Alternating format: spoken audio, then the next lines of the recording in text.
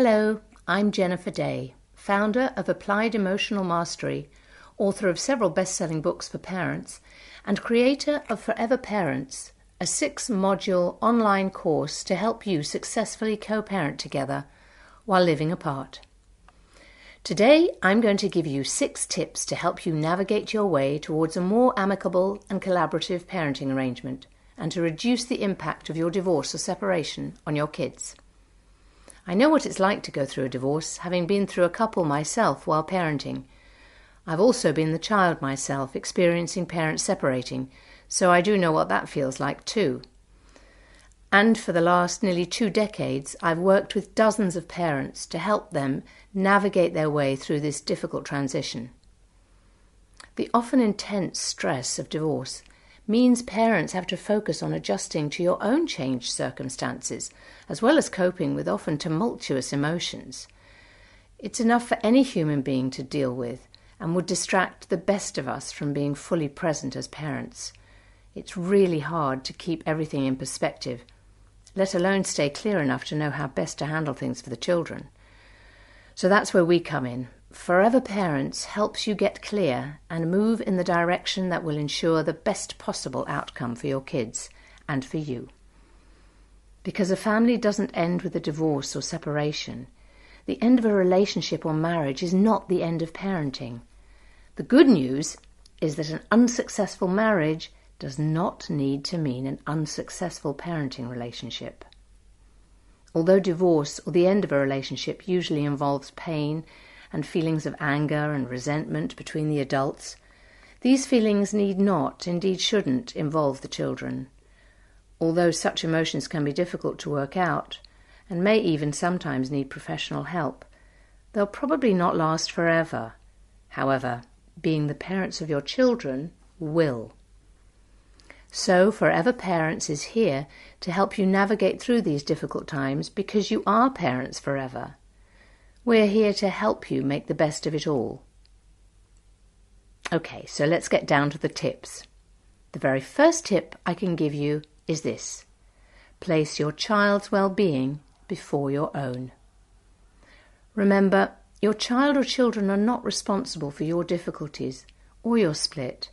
Whatever age they are, your children deserve to have their childhood needs considered before the needs of the adults. Although this may sometimes seem daunting in the midst of everything, you'll be glad you gave it priority. When I was going through my divorce and my daughter was just 10, I found it very helpful to educate myself, reading up on child development and divorce as it pertained to her age. Even back then, I found quite a lot of information about the effects of divorce on children at my local library. Now, of course, there's so much more information available and it's all easy to access online. If you decide to take Forever Parents, the course, all of this is included with thorough guidelines for how to go about identifying your child's best interests and support them, day to day as well as long term. A little extra tip right here. It can be helpful to start each morning by focusing on your love for your child and just appreciating that feeling for a minute or two before getting on with your day. My next tip: create a co-parent plan. Co-parenting requires a plan. Whether you create one through our program or get other help, a written plan that you work out together is the best way to stay on course with your co-parenting. Many things will happen in the future that you cannot now foresee, such as new partners with their own opinions. So a written plan and agreement can be a wonderful safety net for you and your children. Aside from avoiding conflict, it'll create the consistency and structure that your child needs. It can be helpful to remember that both parents have the responsibility and the right to make decisions affecting your children. The more sense of responsibility that parents feel, the stronger the bond and relationship between parents and children. In addition to the legal residence or custody agreements you commit to, here are a few points that this plan should include. Day-to-day scheduling. For example, who picks up who from where and when. Holiday scheduling, year by year. And don't plan on winging this, because it could get really sticky. Access to extended family, such as grandparents. This is really important. Those are just some of the practical things. There are, of course, many more. And then there are future issues, such as your approach to education, your approach to healthcare. For example, if one of you is with your child and there's a small accident, what do? Call the ambulance first, or each other? Then there's everything that comes in under your values and the values you want to teach your children. The plan can be as detailed and extensive as you want, and our Forever Parents program gives you 2 complete and comprehensive outlines with all the relevant questions, information and issues you need to address to help you. Now for tip number 3. Don't allow your guilt to take over. Guilt can so easily lead to permissive parenting, giving in to your child to ease your guilt. This can be likened to shoveling snow. It just pushes the problems ahead of you until they become like a mountain. And if I continue with that metaphor, when the mountain of snow starts melting, it can create a flood.